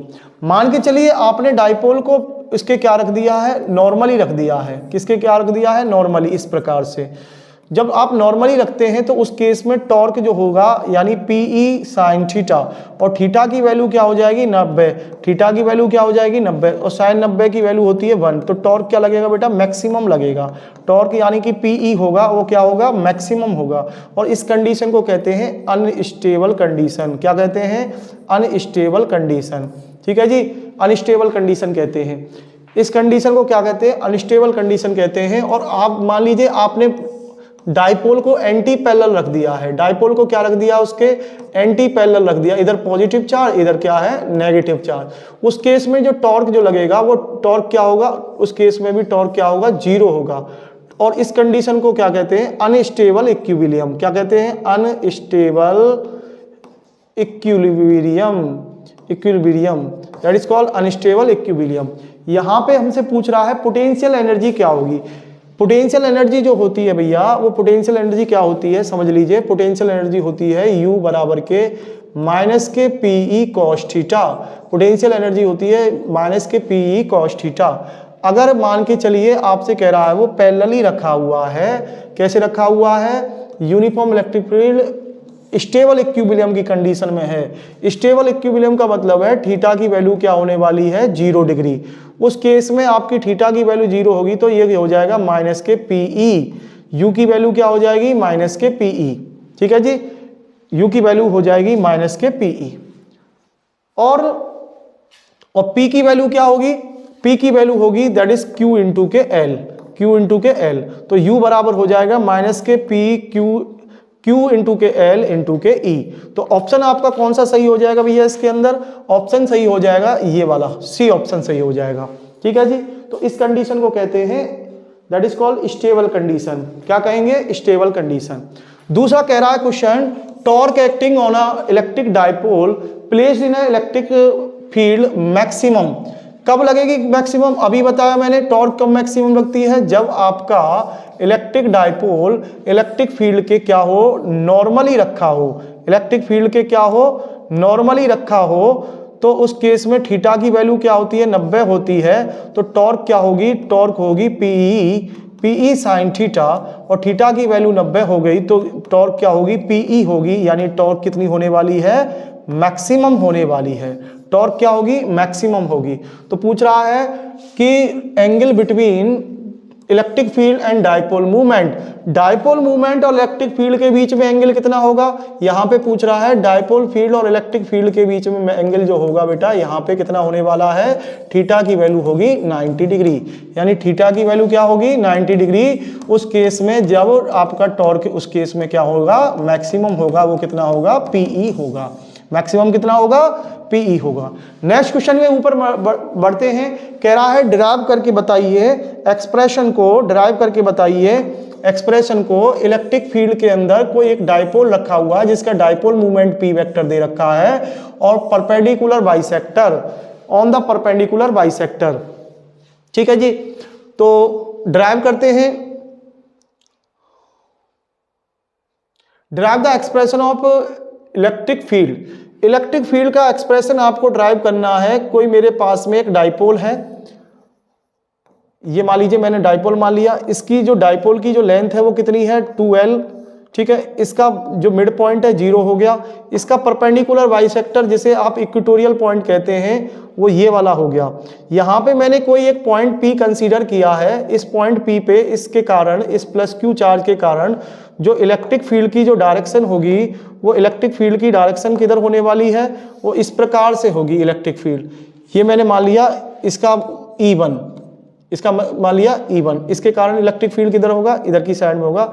ये वाली जो डिस्टेंस हो गई वो L हो गई और ये वाली डिस्टेंस भी क्या हो गई, L हो गई। यहाँ से मैंने R डिस्टेंस पे इसको P पॉइंट को कंसीडर किया है।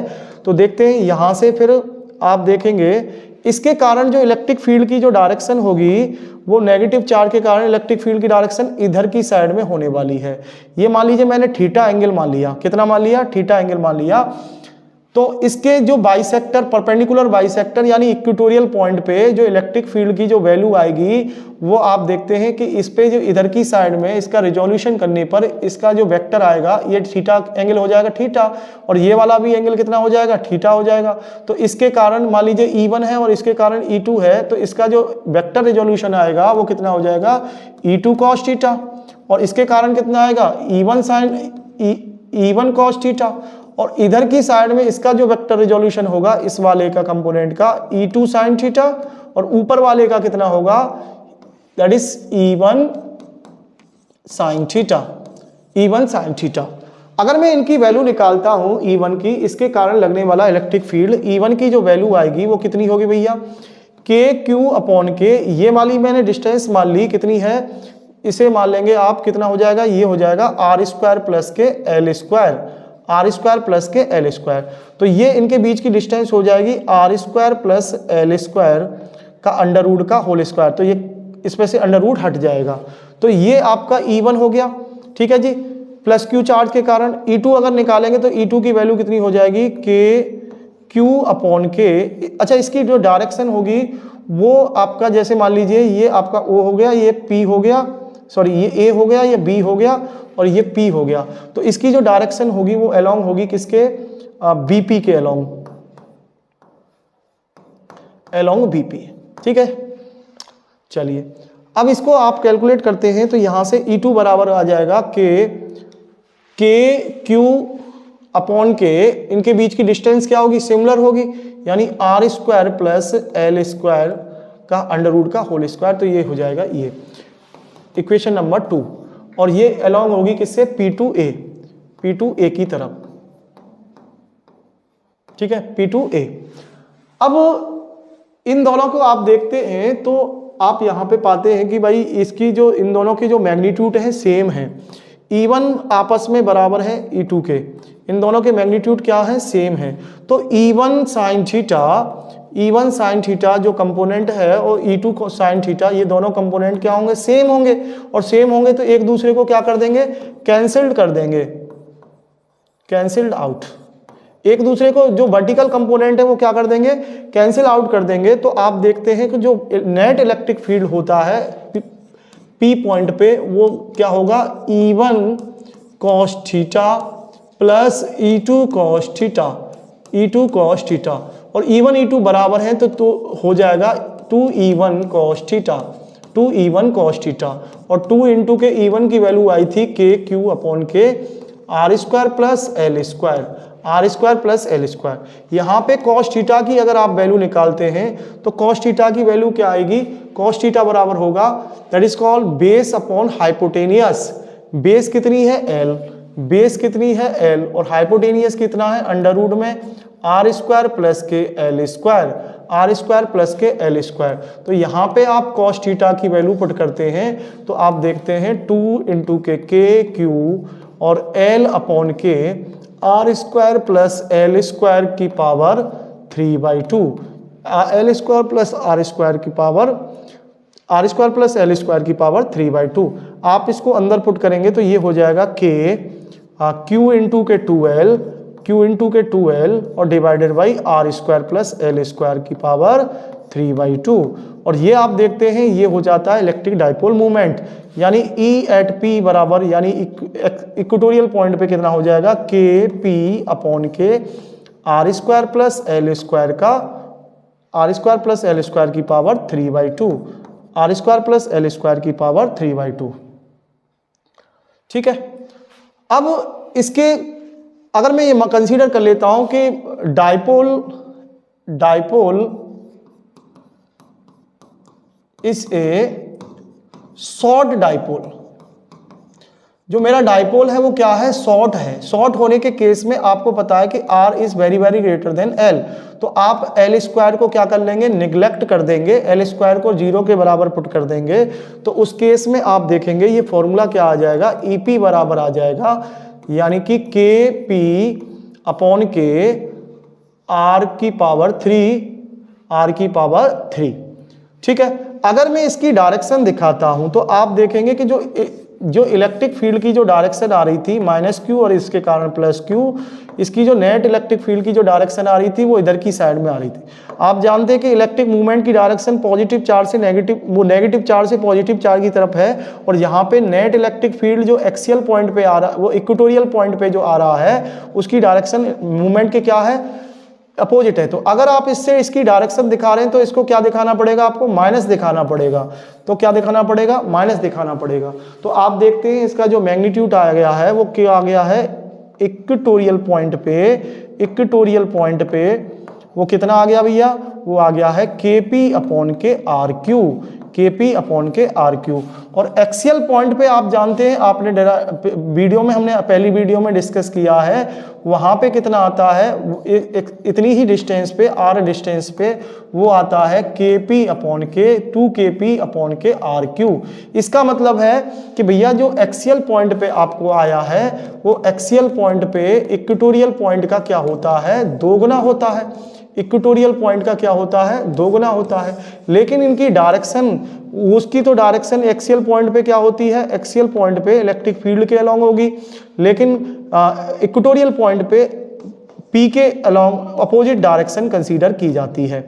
ठीक है जी, वहां पे P के अपोजिट डायरेक्शन कंसीडर की जाती है। चलिए आगे बढ़ते हैं हम। नेक्स्ट स्लाइड के ऊपर, और ये असर्शन रीजन कह रहा है in a non uniform electric field dipole will be translatory as well as rotatory motion. जी बिल्कुल सही बात है। अगर आपके पास में कोई एक नॉन यूनिफॉर्म फील्ड है तो उसके ऊपर किसी डाइपोल के ऊपर ट्रांसलेटरी मोशन के साथ साथ रोटेटरी मोशन भी करता है, क्योंकि उसके ऊपर टॉर्क और रोटेशन भी, टॉर्क के कारण तो रोटेशन होगा, और ये जो फोर्स जो कि नॉन जीरो फोर्स है इनके कारण कौन सी मोशन होगी, ट्रांसलेटरी मोशन होगी।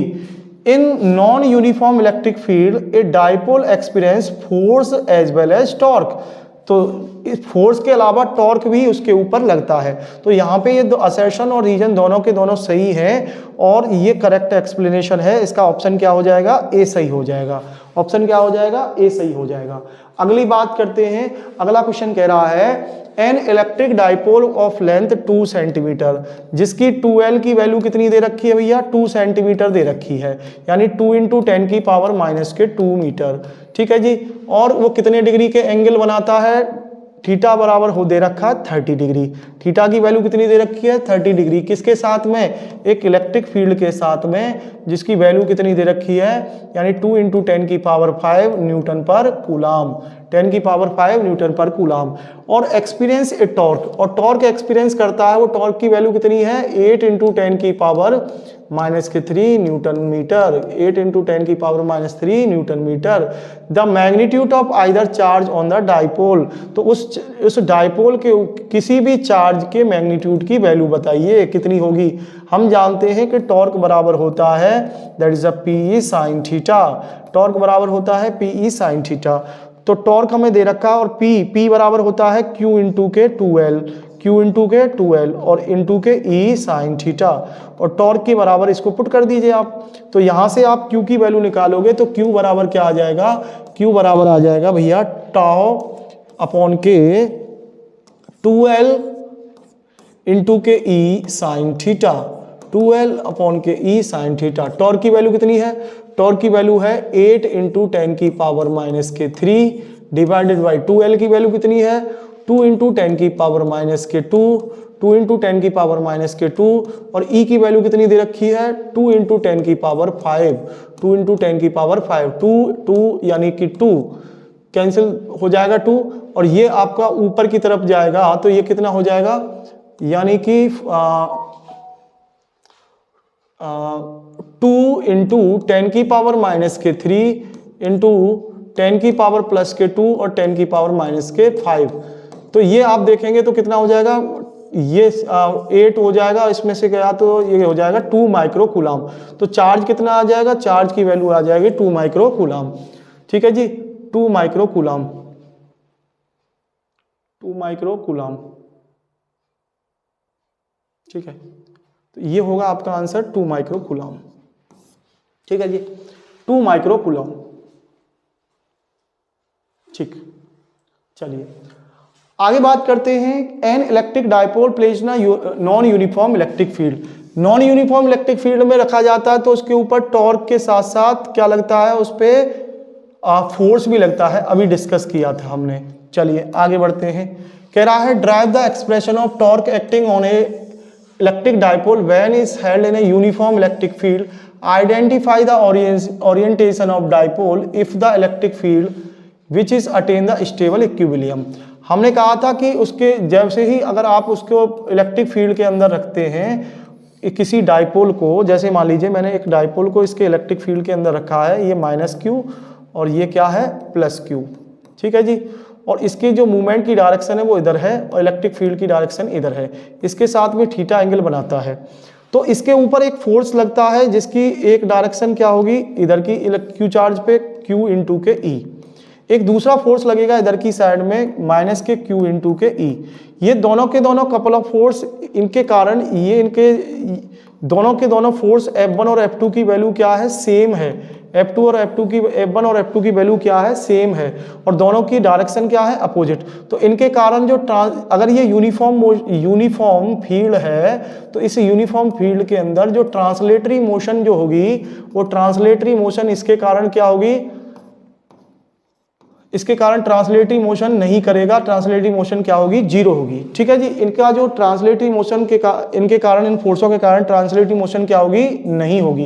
केवल और केवल इन कपल ऑफ फोर्स के कारण क्या करेगा, इस पे एक टॉर्क जनरेट होगी, और ये टॉर्क क्या होती है, वो टॉर्क होती है आइदर चार्ज, कोई इनमें से कोई एक चार्ज और इनके बीच की perpendicular distance into perpendicular distance, either force, मतलब आइदर चार्ज नहीं, आइदर फोर्स, कोई इनका फोर्स और इन फोर्सों के बीच की फोर्स इनटू इनके बीच की परपेंडिकुलर डिस्टेंस, इनके बीच की परपेंडिकुलर डिस्टेंस का मल्टीपल हमें क्या देता है, टॉर्क देता है। तो हमने इनके बीच की परपेंडिकुलर डिस्टेंस देखते हैं, तो यहाँ पे हमने एक ट्रायंगल बनाया, तो ये जो डिस्टेंस होगी, ये अगर थीटा है, अगर ये 2l है, ये वाली डिस्टेंस 2l है, तो ये हो जाएगी 2l साइन थीटा, और ये वाली हो जाएगी that is called 2l cos theta. तो इनके बीच की जो परपेंडिकुलर डिस्टेंस हो गई वो कितनी हो गई, 2l साइन थीटा। तो टॉर्क की वैल्यू कितनी आ जाएगी, टॉर्क की वैल्यू आ जाएगी QE 2l sine theta, 2l sine theta. तो इसके साथ में E इंटू के Q इंटू 2l करते हैं और साइन थीटा करते हैं, तो हमारा क्या आ जाता है, टॉर्क बराबर आ जाता है, यानी ये P हो जाएगा, तो ये हो जाएगा PE साइन थीटा। तो उसके ऊपर जो टॉर्क लगता है वो कितना होता है, PE साइन थीटा होता है, PE साइन थीटा। और स्टेबल इक्विलिब्रियम की कंडीशन होती है थीटा इक्वल टू 0, यानी कि आपका पैरेलली, जब आपके इलेक्ट्रिक फील्ड के पैरेलली कोई भी डाइपोल रखा होता है, उस कंडीशन में टॉर्क की वैल्यू क्या होती है, 0 होती है। उस केस में किस कंडीशन में होता है, स्टेबल कंडीशन में होता है, स्टेबल इक्विलिब्रियम की कंडीशन में होता है। ठीक है जी, चलिए अगला कह रहा है question, what is the statement through the Gauss law, all the charge whether inside और outside the Gaussian surface contribute the electric flux. कभी भी आप इस चीज को ध्यान रखेंगे, जो भी चार्ज किसी गॉसियन सरफेस से आउटसाइड है वो इलेक्ट्रिक फ्लक्स को शो नहीं करता है, यानी कि इलेक्ट्रिक फ्लक्स में कंट्रीब्यूशन नहीं करता है। जितना भी चार्ज किसी गॉसियन सरफेस से रिलेटेड होता है वही क्या करता है, कंट्रीब्यूट करता है इलेक्ट्रिक फ्लक्स में। और वो जो इलेक्ट्रिक फ्लक्स की जो वैल्यू होगी वो जो चार्ज क्लोज किया गया है उसके सरफेस के एरिया के ऊपर या सरफेस की शेप के ऊपर डिपेंड नहीं करती है। Electric flux depend upon the geometry of the Gaussian surface, जो कि गलत है। Gaussian theorem can be apply non uniform electric field, electric field non uniform electric field में गॉसियन सरफेस अप्लाई नहीं की जा सकती है। The electric field over the Gaussian surface remains constant and uniform each and every point. Electric field जो कि Gaussian surface पे क्या होता है, ईच एंड एवरी पॉइंट पे क्या होता है, सेम होता है। तो ये बात क्या है, बिल्कुल सही है। ठीक है जी, ये बात क्या है, बिल्कुल सही है। ठीक है जी, चलिए आगे हम बात करते हैं। अगले इस पार्ट 2 के अंदर हम और कुछ क्वेश्चंस रह गए हैं, उनको सभी को डिस्कस करेंगे दूसरे सेक्शन में। तो अगली वीडियो में मिलते हैं, धन्यवाद।